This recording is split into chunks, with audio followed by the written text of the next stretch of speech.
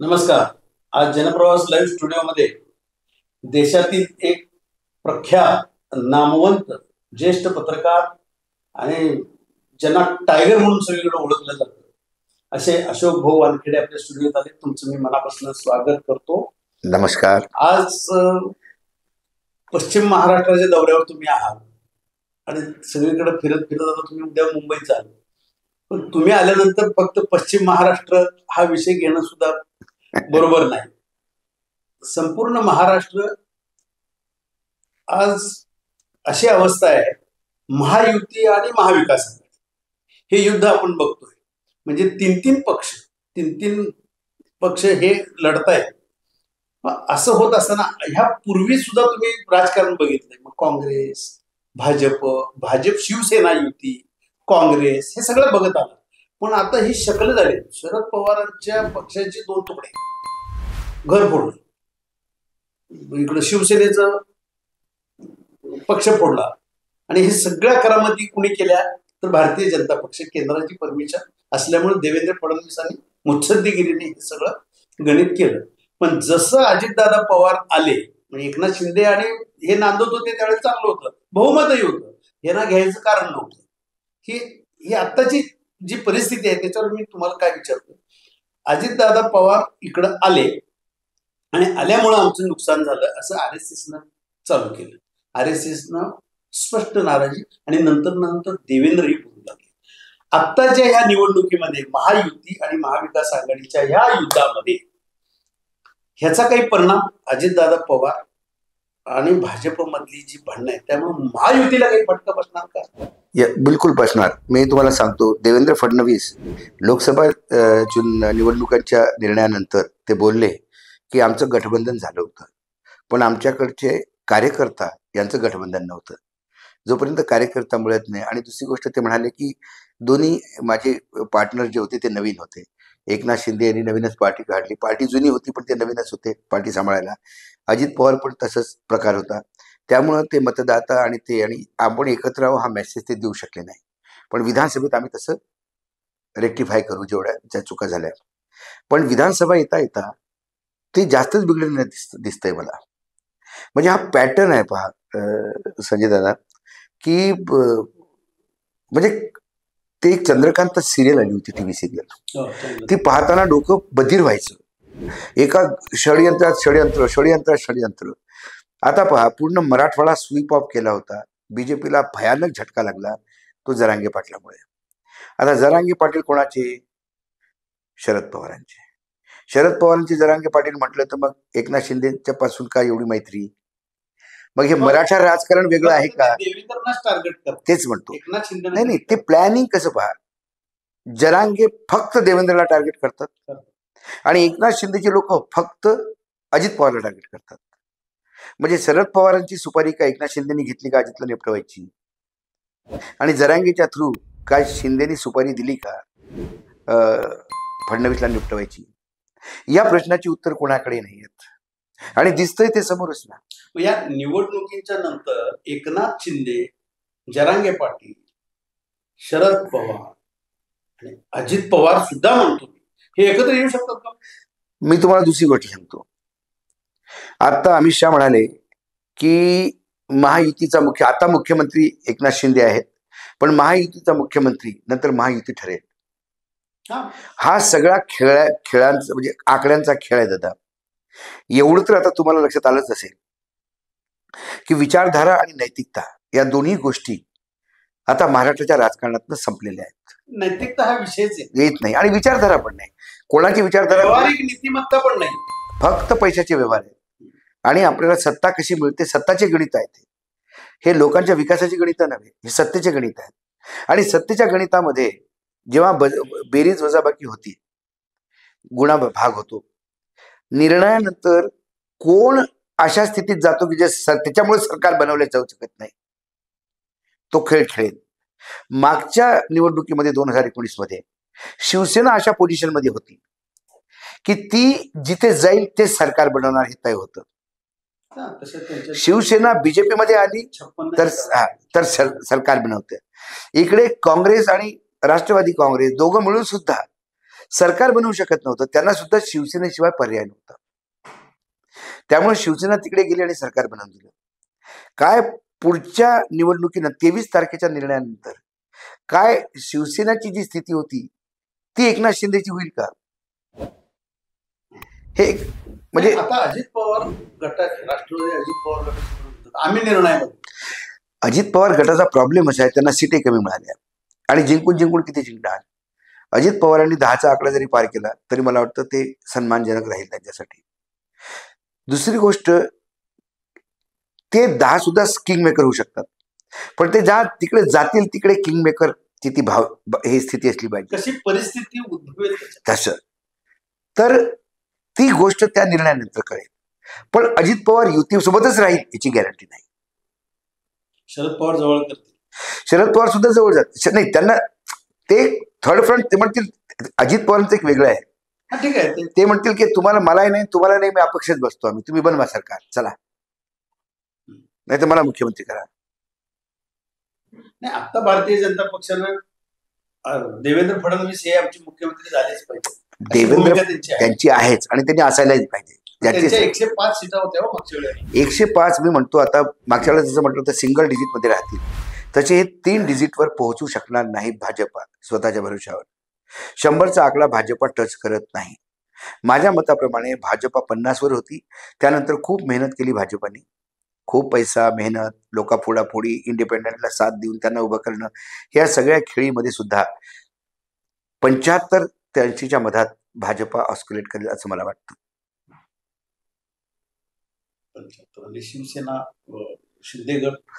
शिवसेना शिंदे गट टोटल जेवढे ते म्हणजे शिवसेना शिंदे गट हे तिथे नंबर 2 वर राहील, पण महायुतीमध्ये. पण महायुतीमध्ये त्यांचा आकडा 25 पर्यंत जाईल असं मला वाटतं, है ना. आणि 10 पर्यंत दादा गेले तर फार. तर असे ते सगळे मिळून 105, 110, 115 असं मला वाटतं कमीत कमी या क्षणी आपण बोलतोय. तर सर्वे दाखवा लागले की 165, 155 पर्यंत जातील. अहो, सर्वेनी महाराष्ट्रात बीजेपीला काय सीट दिल्या होत्या? 25च्या खाली कोणीच देत नव्हतं. नाही, 25च्या खाली फक्त सिंगल डिजिटल येणार हे टायगर मी सांगायचं ते, तेव्हा लोक मला हसायचे. सगळे सर्वे खोटे ठरले. त्यामुळे मी आता म्हणतोय की ते 3 डिजिटवर बीजेपी जाणं फार मुश्किल आहे. त्यात फार दुसरे प्रॉब्लेम असे आहेत की बीजेपीला शिंदेचं आणि दादांचे मत ट्रान्सफर होतात का, ते फार महत्वाचं आहे. आता एक ऑडिओ आपण ऐकला. कोकणामध्ये एका उमेदवाराला खाली बसवण्यासाठी विद्रोही नको करू म्हणून, तू नको लढू म्हणून त्याला देवेंद्र फडणवीस विनवणी करतायत. हो, आणि आपण मुख्यमंत्री झाले. तो उमेदवार असा म्हणतो की फडणवीस साहेब, जर मी उभा राहिलो नाही तर तिथे उभाटाची सीट येते. तो काय फडणवीस काय म्हणाले, येऊ देत, फक्त आपल्या तोंडाला काळीमा नको की भाजपामुळे आम्ही पडलो. तसे पडत असतील तर पडू द्या, त्याचा अर्थ तेच ना. त्यांना जर महायुती लढवायची असती तर त्यांनी म्हटलं असतं, तू असं बोलू नकोस, तू उभा राहू नकोस आणि तू उभाटाची सीट आणण्याचं आता मला प्रॉमिस कर कुठल्याही हालतीत. हे असतं. एक उपचुनाव झाले होते, मी तुम्हाला थोडंसं पाठीमागे घेऊन घेतो. नारायण राणे 10-12 लोकांना घेऊन काँग्रेसमध्ये आले. सगळ्यांचे राजीनामे झाले, सगळे निवडणुका लढले, त्यातले 5-7 जिंकून आले, बाकीचे हारले. एक सीट होती विजय वडेट्टीवारची. विजय वडेट्टीवार मात्र 100-150 वोटनी जिंकला होता. तिथे काँग्रेसचा उमेदवार होता अविनाश वारजूरकर. चिमूर मधली गोष्ट आहे ती. तर अविनाश वारजूरकरचं असं म्हणणं होतं, बाय इलेक्शन मध्ये काँग्रेसने मला सीट दिली पाहिजे, कारण मी फक्त 150-200 वोटनी हारलोय, ते मी रिकव्हर करतो आणि आता त्याच्यासोबत शिवसेना सुद्धा नाही. तर सोनिया गांधींनी त्याला बोलावलं. तो इंडिपेंडंट लढायला तयार होता. जेव्हा त्यांनी सोनियाची भेट घेतली तेव्हा सोनिया गांधींनी त्याला एवढंच सांगितलं कि नारायण राणे जब उनको लेके आए थे तो पार्टी की अध्यक्ष होने के नाते मैंने उनको प्रॉमिस किया था. तो अविनाश, मैं वडेट्टीवार का टिकट काट नहीं सकती, मैंने दिया वो शब्द है, ये कांग्रेस के अध्यक्ष का शब्द है. तुम्हें लड़ना है तो मेरा आशीर्वाद तुम्हारे साथ है, क्योंकि तू कांग्रेस का सही सिपाही है. एवढं इमोशनल अपील केल्यावर अविनाश वारगुरकर तुटले. ते म्हणाले की नाही, आता मला माझी चुकी कळली, मी स्वार्थी नाही, माझ्या अध्यक्षाचा शब्द ठेवण्यासाठी मी काय करावं.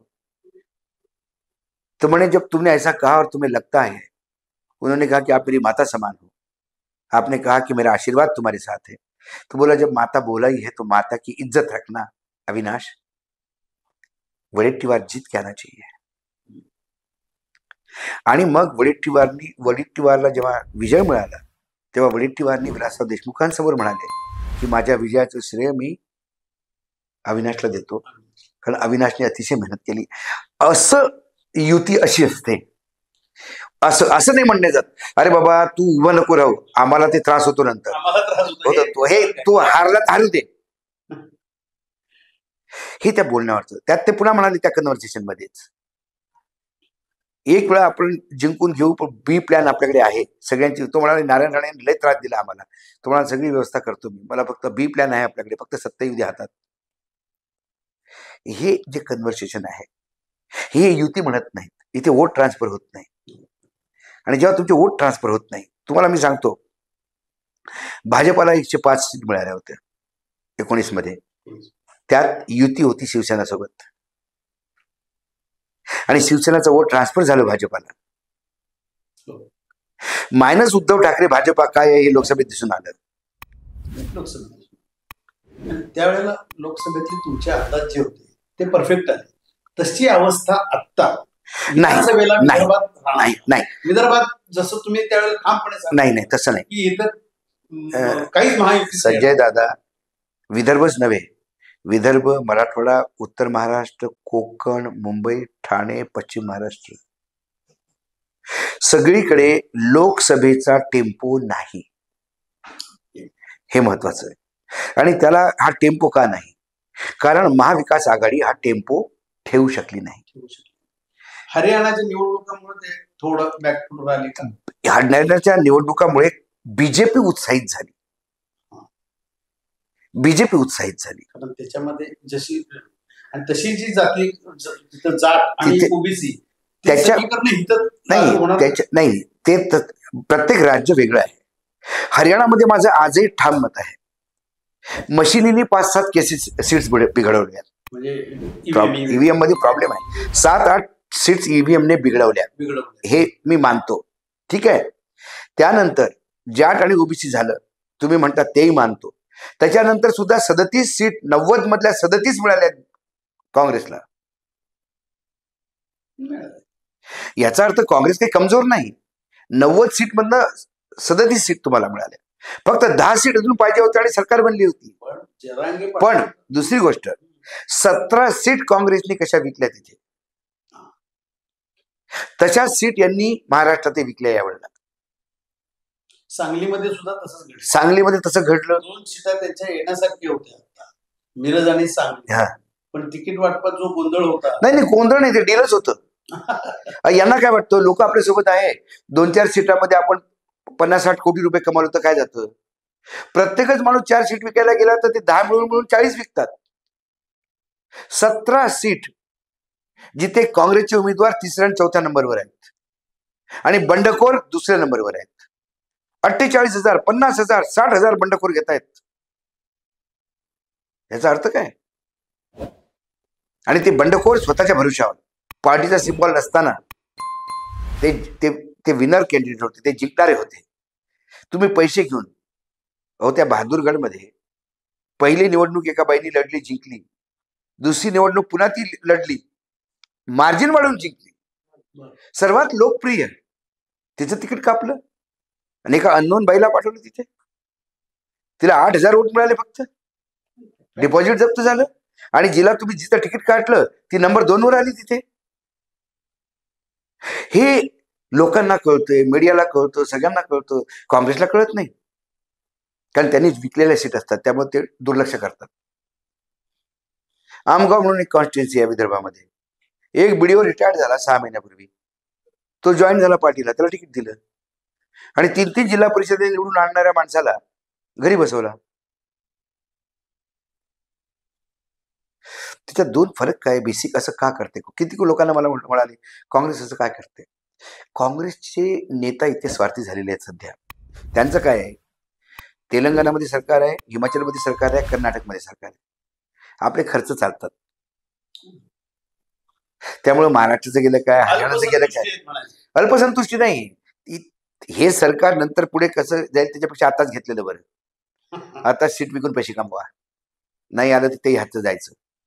शेवटी तुम्हाला आता पण जातीवाद एक उद्धव ठाकरे आणि शरद पवार यांना महाराष्ट्र गेला तर दुसरं राज्य नाही.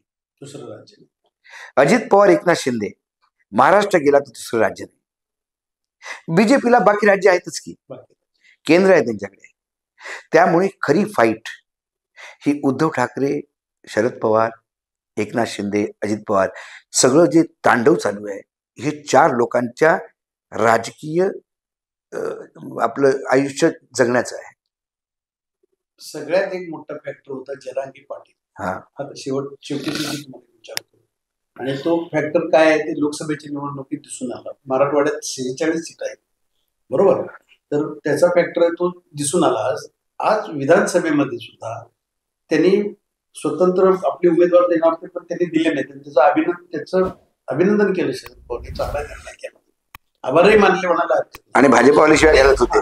तर परत पुन्हा तसं काही जरांगे पाटील हा फॅक्टर आहे, तो दिसणार. तो विधानसभेमध्ये आघाडीला तो टर्निंग पॉइंट देणार. तो महाविकास आघाडी नाही म्हणत मी, तिथे महाविकास आघाडी नाही, तिथं महाविकास, तिथे मराठ्यांची आघाडी, मराठीच्या शरद पवार शिंदे. कारण देवेंद्रला काही करून मुख्यमंत्री बघायचं नाही, जरांगे पाटलांना हे त्रिवार सत्य आहे.